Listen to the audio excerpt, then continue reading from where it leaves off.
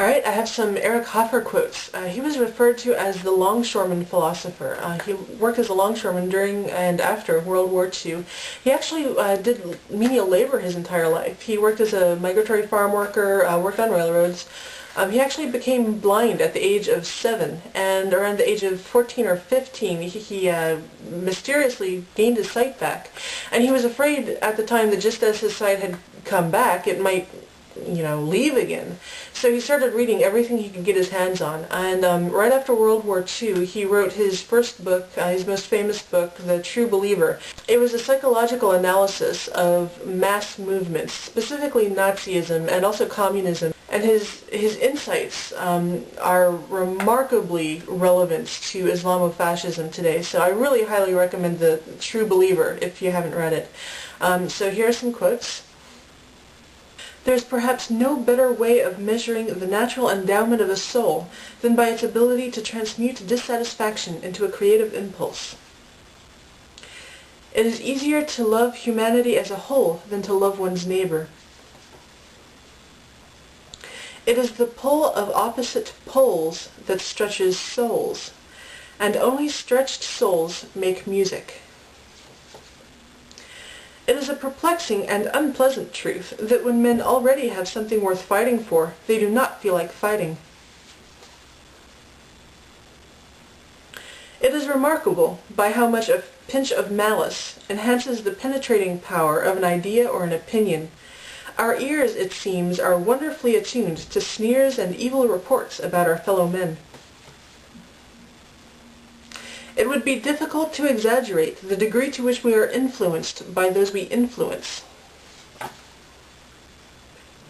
Thought is a process of exaggeration.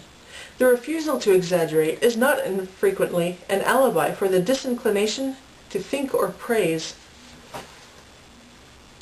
All leaders strive to turn their followers into children. We have rudiments of reverence for the human body, but we consider as nothing the rape of the human mind.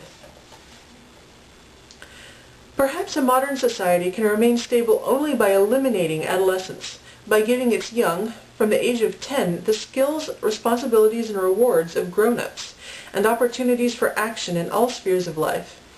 Adolescence should be a time of useful action, while book learning and scholarship should be a preoccupation of adults.